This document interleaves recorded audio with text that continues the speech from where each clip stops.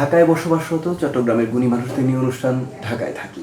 আপনারা যে যেখানে বসে বাংলাদেশ টেলিভিশন চট্টগ্রামের এই অনুষ্ঠান দেখছেন, সবাইকে শুভেচ্ছা জানাচ্ছি আমি ইকবাল খন্দকার। আশা করছি সবাই ভালো আছেন, আর আমন্ত্রণ জানাচ্ছি অনুষ্ঠানের শেষ পর্যন্ত আমাদের সঙ্গে থাকবার জন্য। আপনারা জানেন, এই অনুষ্ঠানে আমরা চট্টগ্রামের সেই গুণী মানুষদের সঙ্গে কথা বলি যারা ঢাকায় থাকেন। তারই ধারাবাহিকতায় আজ আমরা যার সঙ্গে কথা বলবো তিনি সঙ্গীত শিল্পী সাব্বির জামান। সাব্বির ভাই, কেমন আছেন? ভালো আছি আলহামদুলিল্লাহ। আপনি কেমন আছেন? ভালো আছি। যদিও আপনার পরিচয় শুধু সঙ্গীত শিল্পী বলেছি, কিন্তু আপনি গীতিকার, সুরকার এবং সঙ্গীত পরিচালক, সব পরিচয় নিয়েই কথা বলবো। শুরুটা করি চট্টগ্রাম থেকে। চট্টগ্রামে আপনি একটা ছেলেবেলা ফেলে এসেছেন, ঢাকায় এসে বড়বেলা উপহার দিয়েছেন আমাদের। এখন একটু শুনি সেই যে ফেলে আসা ছেলেবেলা, চট্টগ্রামে যেটা ফেলে এসেছেন সেই ছেলেবেলাটা সম্পর্কে। চট্টগ্রাম এমন একটা জায়গা না, মানে সেখানে আমার মনে হয় সারা বাংলাদেশের মানুষেরই ভালো লাগার একটা জায়গা। আর সেখানে আমি জন্মগ্রহণ করেছি, এটা অবশ্যই আমার একটা সৌভাগ্য। আর সবচেয়ে বড় বিষয় হলো, আমি যেই পরিবারে জন্মগ্রহণ করেছি, আমার নানার একজন মিউজিশিয়ান সিঙ্গার, তারপরে আমার মামারা সবাই মিউজিশিয়ান সিঙ্গার। আমার মা এখন পর্যন্ত বাংলাদেশ টেলিভিশন, বাংলাদেশ বেতার এবং বিভিন্ন জায়গায় গান করছেন, আমার বোন, আমি। সো আমরা একটা সঙ্গীত পরিবারে জন্মগ্রহণ করেছি বলতে পারেন। চট্টগ্রামের অনেক পুরনো কিছু সঙ্গীত পরিবারের মধ্যে আমরা একজন প্রতিষ্ঠিত ওখানে সঙ্গীত পরিবার হিসাবে। আর সেই পরিবারের ছেলে হিসাবে যখন জন্মগ্রহণ করেছি, সঙ্গীতটা তো আমাকে নিয়ে আগাতে হবে, এটা ছিল খুবই ম্যান্ডেটরি একটা বিষয়। আর সেই সাথে লেখাপড়ার বিষয়টা খুব বেশি ফোকাসড ছিল। এবং আমার আবার স্পোর্টসের দিকেও বেশ ঝোঁক ছিল, বিকজ আমার বাবা বক্সার ছিলেন, তারপরে আমার নানাও অ্যাথলেট ছিলেন। তো সেই অনুযায়ী আসলে আমার স্পোর্টসের দিকেও অনেক অনুরাগ ছিল। সব মিলিয়ে আসলে ছোটোবেলাটা বেশ রঙিন ছিল আমার। আলহামদুলিল্লাহ, নতুন কুড়ির পুরস্কার পেয়েছিলাম, গান, তারপরে আপনার পড়ালেখা, খেলাধুলা। এবং চট্টগ্রামের সবচাইতে বড় বিষয় হলো, চট্টগ্রামের এমন একটা জায়গা, যে জায়গা পাহাড় এবং সমুদ্রের একটা মেলবন্ধন, যেটা আসলে বলবো ওয়ার্ল্ডে খুব রেয়ার টাউনগুলোতেই হয়, যেটা চট্টগ্রামে আছে। তো প্রকৃতির একটা দেখবেন একটা অদ্ভুত খেলা চট্টগ্রামে সবসময় আপনি উপভোগ করবেন গেলে। তো আমার মনে হয় এই প্রকৃতিগত বিষয়টা চট্টগ্রামের মানুষগুলোকে আরও বেশি সঙ্গীত বা ক্রিয়েটিভ করে তুলেছে। এটা আমার মতামত আর কি, এটা আমার মনে হয়। কারণ দেখবেন চট্টগ্রাম থেকে আমাদের বাংলাদেশে যত গুণী গুণী আগের শিল্পীরা বা যারা এসেছেন, সবাই অনেকেই চট্টগ্রাম থেকে এসেছেন। তো চট্টগ্রামে আমাদের একটা সঙ্গীতের অনেক বড় একটা ধারা আছে। সেই ধারাবাহিকতায় হয়তোবা আমি ঢুকে আজকে এখানে এসেছি। এই যে শুরু হওয়াটা আপনার, আমি বলবো বেশ আয়োজন করে শুরু হওয়া। অনেকেই আছেন হয়তো ঢাকার বাইরে থেকে এসে গান করেন, একটা সময় ভাগ্য যদি খুলে যায় তিনি শিল্পী হয়ে যান। কিন্তু আপনার প্রতি মুহূর্তে যোগ্যতার প্রমাণ দিতে হয়েছে সেই 2006। হ্যাঁ, 2006 সালে। তো সেখানে যোগ্যতার প্রমাণ দেওয়ার আগে নিজেকে যোগ্য করে তোলার একটা ব্যাপার থাকে। সেই প্রস্তুতিটা আসলে কেমন ছিল? ওই যে শুরুতে বললাম, আমার ছোটবেলাটা একেবারে মানে সঙ্গীতময় ছিল, যার কারণে গান শেখা, আমি যেমন ইনস্ট্রুমেন্ট শিখেছি, তবলা শিখেছি প্রায় 7 বছর, রতন মজুমদার আমার মামা বলি আমি, মামার কাছে। তারপরে গান শিখেছি হাতে খড়ি, তো বাসা থেকেই আমার নানা, তারপরে মামারা। এরপর এমদাদ সেলিম স্যার, তারপরে সুরবন্ধু অশোক চৌধুরী স্যার, ওনাদের কাছে ক্লাসিক্যাল নজরুলের তালিম নিয়েছি। আমরা যখন ছোট ছিলাম, আমাদের কিন্তু ওই সময় একটা কম্পিটিশনের একটা ব্যাপার ছিল, অনেক কম্পিটিশন ছিল। কিন্তু যে ধরেন শিল্পকলা একাডেমি থেকে একটা কম্পিটিশন, বাচ্চাদের শীর্ষ একাডেমি থেকে একটা কম্পিটিশন, বিটিভি থেকে একটা কম্পিটিশন।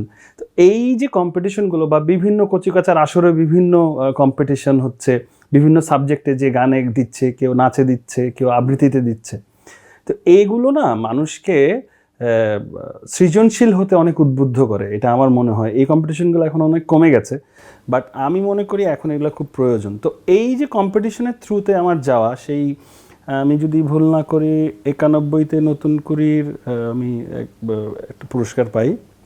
তারপরে বিভিন্ন কম্পিটিশন করে স্টার সার্চ একটা কম্পিটিশন হতো বেনসন হেজে, ওখানেও আমি চট্টগ্রামের বেস্ট ভোকালিস্ট হয়েছি। তারপরে ক্লোজ আপ ওয়ানে তো 2006-তে আসলামই।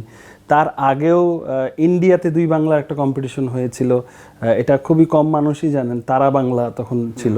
তো বাংলাদেশ থেকে ওরা কিছু আর্টিস্ট কম্পিটিশন, তখন ওইটা ছিল আসলে দুই বাংলার প্রথম competition, Jatin Lalit talent hunt contest এরকম কিছু। তো ওটাতে আমরা হিন্দি গান করেছিলাম এবং সারা বাংলাদেশ থেকে 4 জনকে যতীন ললিত সিলেক্ট করে ইন্ডিয়া নিয়ে গিয়েছিলেন, এবং আমি, হোমান্তি রক্ষিত মান এবং আরও 2 জন আমরা ছিলাম, 4 জন ছিলাম আমরা। ওই একটা কম্পিটিশন। তো এরপরে সব মিলে এই কম্পিটিশন অ্যাটেন্ড করতে করতে, নিজেকে তৈরি করতে করতে করতে করতে করতে আজকে আসলে এই অবস্থা। আমি যদি বলি আমার প্রফেশনাল, মানে আমি স্টেজে গান গাওয়া শুরু করি লেট 98-তে, এবং আমার এখন স্টেজ ক্যারিয়ারের বয়স প্রায় ধরেন 28 বছর। তারপরে তো ওই যে তারপর আমার স্টুডিও এঙ্গেজমেন্ট, আমি ওই সময় 2001-এ আমি স্টুডিওতে কাজ করি রেগুলার। আমার নিজের তখন কম্পিউটারাইজ ডিজিটাল রেকর্ডিং যে সিস্টেম, আমি যেহেতু কম্পিউটার সায়েন্সে লেখাপড়া করেছি, তো সেই অনুযায়ী আমার এটা অ্যাডপ্ট করতে সুবিধা হয়েছে। আমি স্টুডিওতে কাজ করেছি, ডিজিটাল রেকর্ডিং তখন মাত্র স্পুল থেকে ডিজিটালি কনভার্ট হচ্ছে। তো সেই টাইমটাতে আমি নিজেকে রেকর্ডিংয়ের বিষয়ে অনেক বেশি তৈরি করেছি, এবং বাবলু মামার অনেক হেল্প ছিল, আমাদের চট্টগ্রামের বাবলু মামার। তো এই বিষয়গুলোতে নিজেদেরকে আস্তে আস্তে, আমি আসলে খুবই বেশি সঙ্গীত বান্ধব, আমার আসলে সঙ্গীত ছাড়া খুব একটা বেশি কিছু ভালো লাগে না। তো ইনস্ট্রুমেন্ট প্লেয়িং হলো আমার প্রধান শখের একটা। সো যার কারণে হয় কি, এই বিভিন্ন ইনস্ট্রুমেন্ট শিখতে শিখতে শিখতে শিখতে আমি খালি বাঁশি আর ভায়োলিন ছাড়া মোটামুটি সব ইনস্ট্রুমেন্টই বাজাই। তো এই বিষয়গুলো আসলে আমাকে আরও উদ্বুদ্ধ করেছে, এবং যার কারণে আমার এখনকার জার্নিটা অনেকটাই সহজ হয়ে গেছে ওই সময়কার এই শিক্ষা বা স্ট্রাগল বা ওইগুলোর কারণ। আর অভিজ্ঞতা তো একটা অবশ্যই বড় ব্যাপার, কারণ ধরেন আপনি একই কাজ যদি 28 বছর ধরে করেন, আপনার অভিজ্ঞতা যে 2 বছর ধরে করছে তার অভিজ্ঞতার মধ্যে আকাশ পাতাল তফাৎ থাকবে। তারপর আপনি যোগ্যতার প্রমাণ দিলেন, খুব সম্মানজনক অবস্থান নিয়ে সেই প্রতিযোগিতা উতরে গেলেন। আপনার সামনে নতুন সুযোগ আসলো গান রেকর্ড করার, কারণ এর আগের যে বিষয়গুলো ছিল স্টেজে গান গাওয়া, কিন্তু রেকর্ডের বিষয়টা একেবারে নতুন। এক্ষেত্রেও আসলে একটা কথা মেনশন না করলেই না, এক্ষেত্রে বিটিভি চট্টগ্রাম কেন্দ্রের অনেক বড় অবদান আছে। আমি 96-তে চট্টগ্রাম কেন্দ্রে প্রথম এনলিস্টমেন্ট হই। এরপর 2001-এ সম্পূর্ণ আমার সুর সঙ্গীতে একটা অনুষ্ঠান চিটাগং টেলিভিশন চট্টগ্রাম কেন্দ্রে, বিটিভি চট্টগ্রাম কেন্দ্রে প্রচার হয়, এবং ওই সময় প্রায় 8টা কি 7টা বা 8টা গান পুরোটাই আমার সঙ্গীতায়োজন, এবং পুরোটাই আমার সুর এবং সুরে যায়। তো আসলে আমি মৌলিক গান নিয়ে, মানে রেকর্ডিংয়ের কাজ, ওই যে আপনাকে বলেছি যে কম্পিউটার সায়েন্স পড়ার সুযোগে আমার কম্পিউটারের সঙ্গে একটা যোগাযোগ অন্যরকম ছিল, যার কারণে ডিজিটাল রেকর্ডিংয়ের বিষয়টাতে আমি একটু বাকি আমাদের সময়কার অন্যদের থেকে একটু অ্যাডভান্স ছিলাম, যার কারণে ওই সময় বাসায় বসে বসেই আমি আমার মৌলিক গানগুলো সুর করতাম। আমার 2 বন্ধু ছিল, পঙ্কজ এবং জীবক, ও লিখতো আর আমি সুর করতাম, এবং আমরা কম্পোজিশন করতাম। যেহেতু আমি অনেক ইনস্ট্রুমেন্ট বাজাতে পারতাম, যার কারণে আমার সুবিধা হয়েছিল গানগুলা কম্পোজ করতে ওই সময়। তবু আপনি যখন ক্লোজ আপ ওয়ানের প্রতিযোগিতা পার করলেন, এই সময়টা মনে হয় আগের সময়টার চেয়ে আরেকটু আলাদা ছিল। এই জন্য আপনি ততদিনে আরো বেশি পরিপক্ক। এই সময়টা আসলে কেমন ছিল? মানে আপনার কি মনে হয়েছে যে আগে যে কাজগুলো করেছি আরো শিখিয়ে করা উচিত ছিল, অথবা ওই কাজগুলোর চেয়ে ভালো করব এখন? ক্লোজ আপ ওয়ানে আসার পর যেটা হয়েছে, আমার এই যে এতদিনের যে অভিজ্ঞতাগুলো মিউজিক রিলেটেড, ওগুলো খুব কাজে দিয়েছে। যেহেতু আমি আগের থেকে এই রেকর্ডিংয়ের সঙ্গে যুক্ত, তারপরে আপনার স্টেজ পারফরমেন্সের সঙ্গে যুক্ত, বা এইসব সৃজনশীল কাজের মধ্য দিয়েই যাচ্ছি, ক্যারিয়ার তৈরি করার ফোকাস করেছি। তো যার কারণে ক্লোজ আপ ওয়ানে এসে যে আমাকে খুব অদ্ভুত কিছুর সম্মুখীন হতে হয়েছে তা না। আর আমি তো আগেই বললাম যে কম্পিটিশনের থ্রুতেই তো আমি বড় হয়েছি, আসলে বিভিন্ন কম্পিটিশনের মধ্যে দিয়ে গেছি। আপনারা আমার অ্যাওয়ার্ডের দেখলেই বুঝতে পারবেন। তো যার কারণে ক্লোজ আপ ওয়ানে এসে যেই চ্যালেঞ্জটা হয়েছে, কম্পিটিশনে আমি অভ্যস্ত ছিলাম, বাট সবচেয়ে বড় চ্যালেঞ্জ হচ্ছে আফটার ক্লোজ আপ ওয়ান। মানে স্ট্রাগলটা কিন্তু পরে, অনেকে ভাবেন যে একটা কম্পিটিশনে আমি একটা অ্যাওয়ার্ড পেয়ে গেলাম বা একটা স্থান দখল করে ফেললাম, আই এম দ্য উইনার এবং আমি একটা জায়গায় পৌঁছাই গেছি। আসলে এটা একটা সবচেয়ে ভুল ধারণা। ওই যেই দিন কম্পিটিশন শেষ হবে তার পরের দিন থেকে স্ট্রাগলটা আসলে শুরু। তো এই লাস্ট 20 বছরের স্ট্রাগল, প্রায় 19 বছর, তো এই স্ট্রাগলটা হলো সবচেয়ে স্ট্রং। আমি চিটাগংয়ে যাই করেছি না কেন, নিজেকে তৈরি করেছি, আর এখানে নিজের ক্যারিয়ার তৈরি করছি। দুটা কিন্তু আলাদা জিনিস। গান শেখা আর গান গাওয়া যেরকম দুই মেরুর ব্যাপার, নিজেকে তৈরি করা আর নিজের ক্যারিয়ার ফোকাস করে আগানো বা তৈরি হওয়া, এটা আবার আলাদা জিনিস। তো ঢাকায় এসে ওই কম্পিটিশনের পর মানে 2006-এর পর এরপর আমি রিয়েল ফাইটে অবতীর্ণ হলাম, যেটা আসলে কি বলে যে কুস্তির আঁকড়া, যেখানে দেখা যাচ্ছে আমি যাকে আইডলাইজ করি, যেমন বিশ্বদা বা পার্থদা, বাপ্পাদা, যাদের গান আমার খুব ভালো লাগে, সৈয়দ আব্দুল হাদি স্যার, এন্দ্রদা, তো দেখা যাচ্ছে যে ওনাদের সঙ্গেই আমি কোনো না কোনোভাবে কম্পিটিশনের মুখোমুখি। মানে আমারও অ্যালবাম বেরোচ্ছে ঈদে, ওনাদেরও অ্যালবাম বেরোচ্ছে, আমিও একটা সিনেমায় গান গাইলাম, ওই সিনেমার আরেকটা গান এন্দ্রদা গাইলেন, বা দেখা যাচ্ছে একই স্টেজে বাপ্পাদা পারফর্ম করছে, তার আগের পারফর্মারই আমি। তো এইটা কিন্তু মানে একটা নীরব বলবো যে মুখোমুখি একটা ব্যাপার। তো এই জিনিসটা আমি কখনো আসলে ভেবেই উঠি নাই যে এরকম একটা ফেস অফ করতে হবে। তো এইটাকে সামলে ওঠাটাই ছিল সবচেয়ে বড় কঠিন চ্যালেঞ্জ। হ্যাঁ, একটা সুবিধা হয়েছে যেটা, যে আমরা এই কম্পিটিশনের মাধ্যমে উঠে আসাতে একটা মানুষের 6 থেকে 8 বছর বা 10 বছরের স্ট্রাগল করে যে জায়গায় পৌঁছায়, আল্লাহর রহমতে আমরা 6 মাসেই সেই জায়গায় পৌঁছে গেছি। পরিচিতি, সুযোগ সবগুলো এই 6 মাসে আমরা অ্যাচিভ করেছি। এটা আলহামদুলিল্লাহ এটা অনেক বড় সাপোর্ট এবং একটা ইয়াং জেনারেশনকে এগিয়ে নেওয়ার একটা অনেক বড় কি বলবো একটা একটা হাতিয়ার। এবং দেখবেন আপনারা 2005 থেকে একটা বিশাল গ্রুপ অফ ইয়াং পিপল ঢুকলো কিন্তু ইন্ডাস্ট্রিতে, এবং যারা ইন্ডাস্ট্রিকে আবার নতুন করে ওলট পালট করে নতুন করে সাজানো শুরু করলো। এইটা একটা রেভলিউশন ছিল আমি বলবো, কারণ 2005-এর পর এক ঝাঁক নতুন গলা তারা এসে নতুন নতুন গান করছে, নতুন টেস্টের মিউজিক হচ্ছে। এটা বাংলাদেশের মানুষ ওই সময় অনেক স্বতঃস্ফূর্তভাবে নিয়েছিল, এবং কি পরিমাণ যে ভালোবাসা পেয়েছি এটা আসলে মানে মুখে বললেও কম হবে। এটা তারপর যে সময়টা আপনি যে বর্ণনা দিলেন সেটা আসলে কঠিন সময়, আর এই কঠিন সময় শেষ হবার নয়, এটা কিন্তু চলছে এবং চলবে।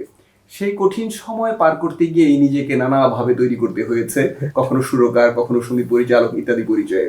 আপনার সুরকার পরিচয় অনেক আগেই প্রকাশিত হয়েছে চট্টগ্রামে থাকতে বা চট্টগ্রাম কেন্দ্রে। তারপরে খুব আলাদা করে যদি এই পরিচয়টা আপনি সামনে এনেছেন বলে আপনি মনে করেন, অথবা বিশেষ কোনো গানের কথা যদি আপনি বলেন যেখানে আপনি আপনার সুরকার পরিচয়টা সামনে এনে তৃপ্ত। একটা বিশেষ গানের কথা না বললেই না। তখন আমি একদমই ঢাকাতে 5 বছর হয়েছে কাজ করছি, এবং তখন তো কণ্ঠশিল্পী হিসেবে বেশি পরিচিত, যেহেতু ক্লোজ আপ ওয়ান থেকে এসেছে। তো একটা সিনেমার কাজ আসে আমাদের কাছে, পায়রা মুভির, এবং আমি আর কিশোর মিউজিক ডিরেক্টর হিসেবে সিলেক্ট হই ওটাতে। তো সেখানে আমার মিউজিক ডিরেকশনের প্রথম ফিল্ম ওটা, আমার এবং কিশোরের, আমাদের দুইজনেরই। তো সেটাতে একটা গান থাকে, একটা সিচুয়েশন থাকে। তো সিনেমার তো কাহিনী নির্ভর আসলে গান তৈরি। তো একটা সিচুয়েশন দেওয়া হয়, তো সেই সিচুয়েশনে আমি চিন্তা করলাম যে নতুন কি করা যায় আসলে, যেহেতু আমাকে প্রকাশ করতে হবে। তো আমি একটু রাগ ভিত্তিক একটা কাজ করলাম, যেটাতে ওই সময়, এটা 2010 কি 11-র কথা বলছি, তখন একটু ফিউশন মিউজিক করে একটু রাগ ভিত্তিক কাজ করে একটা ডুয়েট গান ছিল। আমি এবং সামিনা আপা গিয়েছিলাম, সামিনা চৌধুরী আপা। তো আমরা দুজন গিয়েছিলাম। তো ওই গানটা বের হওয়ার পর, অডিও অ্যালবামটা রিলিজ হওয়ার পর 2 দিন পরে প্রথম আমাকে ফোন দিল বিশ্বদা।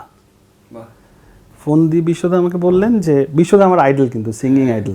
আমাকে ফোন দিয়ে বললো, তুমি এই গানটা সিনেমায় দেওয়ার সাহস করলা কিভাবে? আমি বললাম যে, কেন স্যার? বলছে, এটা একটা অসাধারণ গান হয়েছে, এবং এই গানগুলা সিনেমায় দেওয়ার সাহসই কেউ করে না।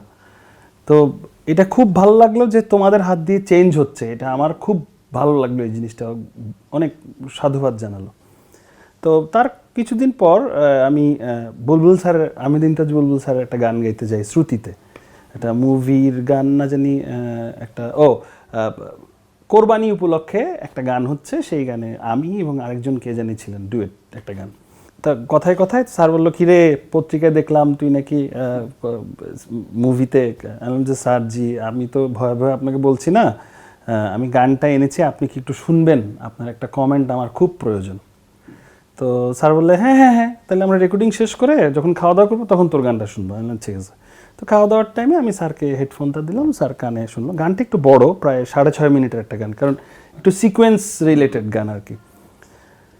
তো স্যার খাচ্ছে, আমিও খাচ্ছি, শুধু আমরা দুইজনই ভয়েস বুথে।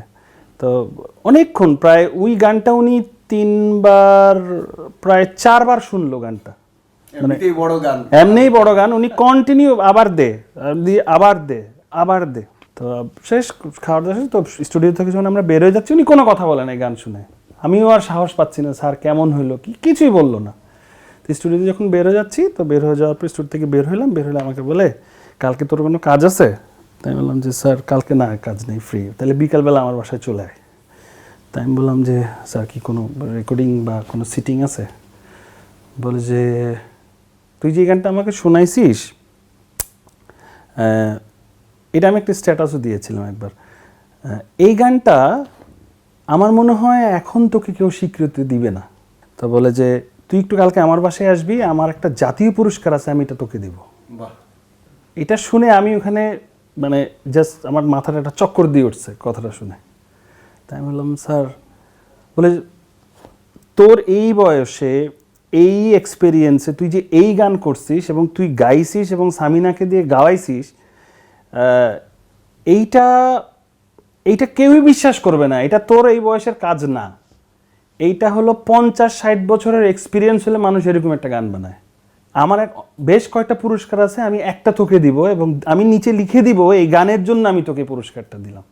তো আমার কাছে মনে হয়েছে আমার এন্টায়ার লাইফে সামনে হয়তো আরও অনেক কাজ হবে, আল্লাহ যদি তৌফিক দেয় আরও ভালো ভালো কাজ হবে। তবে that was my inspiration behind my composition, এবং এই অনুপ্রেরণাটাই আমি সারা জীবন বুকের মধ্যে নিয়ে রাখবো। জানি না কতটুকু মনে আছে, চেষ্টা করছি যতটুকু করা যায়।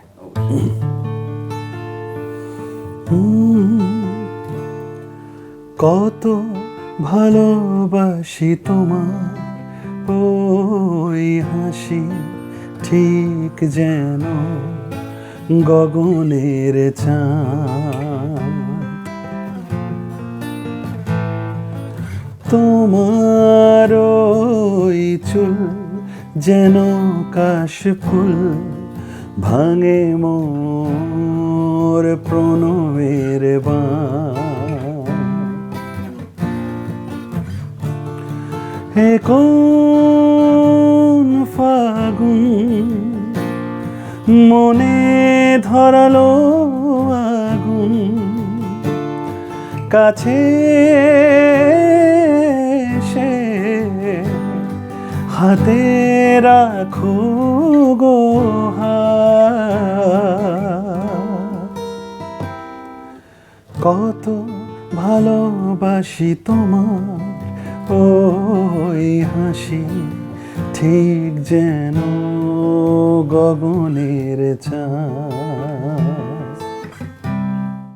আমি বলবো যে খুব সাধারণ কথা, প্রথমে মনে হয়েছে খুব সাধারণ কিছু কথার পরে অনুরূপ আইচের লেখা ছিল গানটা। খুব সাধারণ কথা, সুরটাও হয়তো সাধারণ হবে অন্য 10টা গানের মতোই, কিন্তু যত গভীরে যাচ্ছিলেন আমার কাছে মনে হয়েছে যে একটা সুরের সাগরে আমরা ভেসে যাচ্ছি। একদম আস্তে আস্তে একটা বান্দিশকে আমি নিয়েছিলাম, একটা ইন্টারলিউডে একটা সারগাম ছিল, তারপরে আবার সুরের কিছু অন্য দিকে চলে যাওয়া ছিল, মানে মানে বিভিন্ন একটা ইয়া ছিল গানটাতে পরে। যাক, সুরের অন্য দিকে চলে যাওয়ার মতো আমরা অন্য আরেকটা প্রসঙ্গে যাই।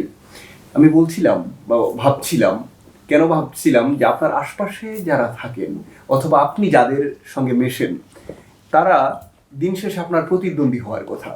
কিশোরের কথা বললেন, রাশেদের কথা বললেন, এমনকি পুলক। কিন্তু আমরা দেখেছি যখন আপনারা বসেন তখন গানের কথাই হয়। আপনারা যে সমসাময়িক, আপনারা যে একজন আরেকজনের প্রতিদ্বন্দ্বী হয়ে ওঠার কথা, সেটা না। কিভাবে ভালো একটা গান গাওয়া যায়, কিভাবে ভালো একটা সুর করা যায়, সেটা আপনারা ভাবেন। এই পরিবেশটা তৈরির পেছনে মানে কি ধরনের চিন্তা ভাবনা কাজ করে মূলত? এটা একদম ঠিক বলছেন যে সাধারণত মানে যদি 2-2-4 এভাবে ভাবি তাহলে আমরা সবাই একজন একজনের কম্পিটিটর। যেটা হয়, আমি আমার ফিলিংসটা আগে বলি, সেটা হলো যে আমি আসলে কাউকেই কম্পিটিটর ভাবি না। কম্পিটিশনটা আমার নিজের সাথে, আমার প্রতিদিন আমার কম্পিটিশন আমার সাথে। কারণ আমি যা করছি তার থেকে আমি উন্নতি করতে পারছি কিনা, বা আমি যা করেছি তার থেকে নিজেকে ভেঙে নতুন নিজেকে তৈরি করতে পারছি কিনা, আমার কম্পিটিশনটা একান্তই আমার সাথে। আর ওরা আমার সহপাঠী, ওরা আমার সহকর্মী, এবং যদি আমাকে আগাতে হয় আমি লাফ দিয়ে কিন্তু 10 তলায় উঠতে পারবো না। আমার প্রতিটা সিঁড়ি এক এক করে ভেঙে উঠতে হবে, এবং সেজন্য আমার সাথে যদি একজন থাকে, আমার সহকর্মীরা যদি থাকে, তখন দেখবেন আলাপ করতে করতে কখন 10 তলায় পৌঁছে গেছেন আপনি বলতেই পারবেন না। তো আমি এই কনসেপ্টেই একেবারে বিশ্বাসী, যার কারণে আমি চাই সবাই আমরা একসাথে থাকি, একসাথে কাজ করি। আমাদের কারোর সঙ্গে কারো কোনো বৈরিতা নেই, কারোর সঙ্গে কারো কোনো ঝামেলা নেই। আমরা কেউ কারো কম্পিটিটর না, একজন একজনের সাপোর্টার। আমরা একজন একজনকে ভালোবাসি, আমরা একজন একজনের বন্ধু। আমি, শান, রাশেদ, কিশোর, মুহিন, মেয়েদের কথা যদি বলি কণা, কোনাল, লুইপা, আরও যারা আছি, ঝিলিক, রন্টি, সালমা, নিশিথা, লিজা, আমরা দেখবেন সবার সঙ্গে আমাদের সবার গুড রিলেশন। এবং আমার বাসায় আমি যখনই কোনো আয়োজন, আমি প্রায় এটা করি শুধুমাত্র আমাদের এই বন্ডিংটাকে ধরে রাখার জন্য। সেটা হলো বিভিন্ন পার্বণে বা কোনো বিশেষ অকেশনে আমি চেষ্টা করি আমার বাসা, আমার এই ছোট্ট বাসা কিন্তু সবাই আসে আমার এখানে, এবং সবাই খুব ভালোবাসে আমাকে, প্রতীক, সবাই। এবং আমি বললে সবাই চলে আসে। আমি কি খাওয়াতে পারি ওটা কিন্তু ফ্যাক্টর না, এই যে সবাই মিলে একসঙ্গে বসে যে আমরা আড্ডা দিচ্ছি, আনন্দ করছি, we are having a very good time, এইটাই হলো আমাদের জীবনের সবচেয়ে কোয়ালিটি টাইম। এবং এতে করে হয় কি, একজনের সঙ্গে একজনের বন্ধনটা আরও স্ট্রং হয়, এতে করে কাজ করতেও সুবিধা হয়, এবং যেটা হচ্ছে যে কাজের ক্ষেত্রে কাজের মানও বাড়ে। দর্শক, অনুষ্ঠানের এই পর্যায়ে বলে দিতে চাই, সাব্বির জামান যে বাসার কথা বললেন, যেখানে শিল্পীরা আসেন, যেখানে বসে আড্ডা হয়, গানের কথা হয়, সেই বাসায় আমরা অবস্থান করছি, অর্থাৎ তার বসত বাড়িতে। সাব্বির ভাই, যে বিষয়টা নিয়ে কথা বলছিলাম, এই যে সবাই মিলে একসঙ্গে আড্ডা দিতে দিতে গান নিয়ে কথা বলা, গান নিয়ে চর্চা করা, এই বিষয়টা হয়তো যে বড় কিছু সৃষ্টি হতে যাচ্ছে সেটা তাৎক্ষণিকভাবে মনে হয় না, মনে হয় একটা আড্ডার মতোই কিছু একটা। তারপর একটা সময় যখন বাজারে যায়, কিংবা কোনো সিনেমায় যায়, কিংবা যখন কোনো অ্যালবামে যায়, তখন বোঝা যায় যে একটা কথায় কথায় একটা গান হয়ে গেছে। এই কথায় কথায় গান হতে হতে অনেকগুলো গান হয়ে গেছে আপনার। তবু যদি আমি খুব আলাদা করে বলতে বলি, বিশেষ করে এই মিউজিক ভিডিওর সময়টা এসে, ভালো ভিডিও কিন্তু গান হয়তো একটু দুর্বল, সেই গানটা একজন শিল্পী হিসেবে পছন্দ হওয়ার কথা না, কারণ দিন শেষে গানটা আমরা শুনি। তবু সব মিলিয়ে ভিডিওটাও সুন্দর, গানটাও সুন্দর, এমন একটা গানের কথা আপনি বলবেন। দর্শক শ্রোতারা তো জানেনি আমার গান, আপনার গান, একটু মিলিয়ে নিতে চাই যে শিল্পীর পছন্দ এবং শ্রোতা দর্শকের পছন্দ। যেমন দেখবেন 2005-06 দিকে ভিডিওটা আসলে অত বেশি ম্যাটার করতো না, কিন্তু পরে ধীরে ধীরে ধীরে ধীরে ধীরে যখন ইউটিউব বেসড হয়ে গেল, সব কিছু ডিজিটালি কনভার্ট হয়ে গেল, তখন ভিডিওটা ইম্পর্টেন্ট হয়ে গেল। যেমন আমার প্রিয় একটা গান ছিল আমার ভালোবাসা ব্যক্তিগত অ্যালবামে, নাই তো কোনো লেনা দেনা, বিশ্বদার সুর এবং আমার কম্পোজিশন এবং জাহিদ আকবরের লেখায়। এই গানটা, লেনা দেনা গানটা আমার খুব প্রিয় একটা গান ছিল ওই সময়টা, অনেক আগের ভিডিও, আসলে একটু কাহিনী বেসড। তারপরে রিসেন্ট তো ও মেয়ে একটা গান করেছি আমি কক্সবাজারে গিয়ে, সামনে আরেকটা গান, আরেকটা মিউজিক ভিডিও আসবে। এটা বেশ চিন্তা নির্ভর মিউজিক ভিডিও, কারণ এরকম মিউজিক ভিডিওটা হয়েছে বলে আমার মনে হয় না। তো একটা খুব চিন্তাশীল একটা মিউজিক ভিডিও আসবে, এবং ভিডিওটা দেখে সবারকে একটু ভাবতে হবে যে কি বলা হয়েছে। সো এইরকম একটা কাজ করি আমি। আসলে সবচেয়ে বড় কথা হচ্ছে যে আমার কাছে সবার আগে অডিওটা প্রাধান্য পায়, যেহেতু আমি গানের মানুষ। তো অডিওটা যদি আমারই ভালো না লাগে তাহলে আপনার কীভাবে ভালো লাগবে? তো সেক্ষেত্রে অডিওটা আমার কাছে হলো প্রথম প্রায়োরিটি। তারপরে অডিওই বলে দেয় আসলে ভিডিওটা কি হবে, কারণ প্রতিটা গানের মধ্যে দেখবেন একটা গল্প থাকে। যিনি গীতিকার থাকেন তিনি তো কিছু না কিছু একটা গল্প মাথায় নিয়েই কিন্তু একটা গান শেষ করেন, হয় 1 অন্তরা হোক বা 2 অন্তরা হোক বা 3 অন্তরা হোক, তার ভিতরে কিন্তু একটা কাহিনী চলমান থাকে। তো সেই কাহিনীটাকে যদি নেওয়া হয় না, অনেক সময় গানের জন্য বা ভিডিও মেকিংয়ের জন্য অনেকটা ইজি হয়ে যায়। এবং এইটাই সাধারণত ভিডিও ডিরেক্টররা করে থাকেন, যে সুরকার কিংবা গীতিকার কিংবা সুরকারের ভিতরকার কোনো যদি স্পেশাল গল্প থাকে, যাকে ভেবে বা যা কিছু ভেবে আসলে গানটা করা, তাহলে সেই অনুযায়ী ভিডিওটা করলে হয় কি একেবারে ম্যাচ হয়ে যায় গানের সাথে। আপনার পছন্দের কথা তো বললেন যে আপনার কোন কোন গান পছন্দ, কিন্তু বলতে বলতে আরেকটা গানের কথা বলে ফেলেছেন, সেটা হয়তো আপনার সেভাবে পছন্দ না, কিন্তু শ্রোতা হিসেবে আমার পছন্দ, ভালোবাসা ব্যক্তিগত, টাইটেল গান যেটা। রাইট। এমন অনেক গান আছে যেটা হয়তো শিল্পী চিন্তা করেন না যে শ্রোতাদের পছন্দ, কিন্তু কারো না কারো পছন্দ হয়ে যায়, বা সেই পছন্দের উপর ভিত্তি করে এই গানটা টিকে থাকে। আমরা যদি আরেকটু গানের গভীরের দিকে যাই, গভীরের দিকে বলতে এই যে সঙ্গীত পরিচালনার বিষয়টা, একটা সঙ্গীত পরিচালনার কাজ মানে অনেকগুলো বিষয় তাকে খেয়াল করতে হয়। গানটা কিভাবে লেখা হলো, কিভাবে সুর করা হলো, ইত্যাদি বিষয় তাকে দেখাশোনা করতে হয়। আপনি যখন সঙ্গীত পরিচালক, আপনি যখন গায়ক, দুইটা সত্তা আলাদা। এই দুইটা সত্তা কিভাবে আসলে আপনার মধ্যে কাজ করে? একজন গায়ক হিসাবে একজন মিউজিক ডিরেক্টরকে স্যাটিসফাই করাটা হলো এই গায়কের প্রধান একটা ফোকাস থাকে, যে উনি যেভাবে চাইছেন বা যেই ইমোশন দিতে চাচ্ছেন, যেভাবে কাজটা চাচ্ছেন, ওটা ডেলিভার করলেই কিন্তু একজন কণ্ঠশিল্পীর মোটামুটি পারপাস সার্ভ হয় বা গানটাকে জাস্টিফাই করা হয়। একজন মিউজিক ডিরেক্টরের কাজ কিন্তু শুধু এতটুকু না, এই কাজটা অনেক বেশি চ্যালেঞ্জিং। বিকজ একটা গান লেখা হওয়ার পর ওই গানের সুর কী হবে, মিউজিক প্লেয়িং কী হবে, কম্পোজিশন কীরকম হবে, কী ধরনের কম্পোজিশন করলে বা টোটাল অ্যারেঞ্জমেন্ট করলে গানটা গ্রহণযোগ্যতা পাবে, গানকেও জাস্টিফাই করা হবে। আবার অনেক সময় মিউজিক ডিরেক্টররা একজন শিল্পীকে ভেবে কিন্তু গান করেন, এরকম অনেকে দেখবেন, অনেক মিউজিক ডিরেক্টর করে থাকেন। তাকে ভেবে যে গান করছি, গানের ফরম্যাটটা আসলে কিভাবে করলে সে গাইতে সুবিধা হবে, এবং কারণ তার টোনটা তো আমার লাগবে অ্যাজ এ মিউজিক ডিরেক্টর। তো আমার কাছে শিল্পীর, কণ্ঠশিল্পীর চাইতে মিউজিক ডিরেকশনের কাজটা অনেক বেশি চ্যালেঞ্জিং, মানে এটা অনেক বেশি চ্যালেঞ্জিং আসলে। কারণ তাকে তার প্রডিউসারকে স্যাটিসফাই করতে হচ্ছে, তাকে তার গীতিকারকে, মানে গীতিকবি যিনি থাকেন ওনাকেও স্যাটিসফাই করতে হচ্ছে, বিকজ গানটা তো লিখাটা ওনার, সো সুরটাও ওনাকে ভালো লাগাটাও জরুরি। এই সব ক্ষেত্রে আমি বলবো একজন কণ্ঠশিল্পীর চাইতে আমি একজন মিউজিক ডিরেক্টরকে অনেক বেশি উপরে রাখি।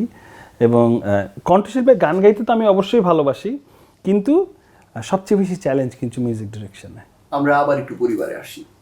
আপনি বলছিলেন যে আপনার পরিবারের কথা, যে পরিবার থেকে আপনি উঠে এসেছেন, কিন্তু ঢাকায় আসার পর আমাদের প্রত্যেকের আলাদা একটা পরিবার হয়। এই পরিবারে কারা আছেন, তারা কিভাবে আপনাকে সহযোগিতা করেন গানের ক্ষেত্রে?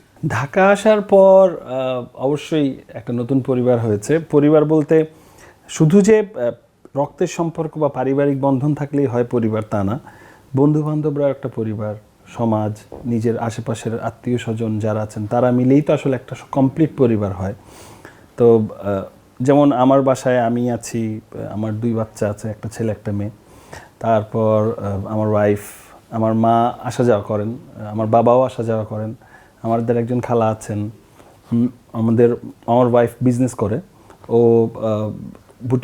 বুটিক হাউস আছে ওর, শিজ কালেকশন। তো সে তার ব্যবসা নিয়ে, তার ডিজাইন ফ্যাশন নিয়ে অনেক বেশি সচেতন এবং ব্যস্ত থাকেন সে।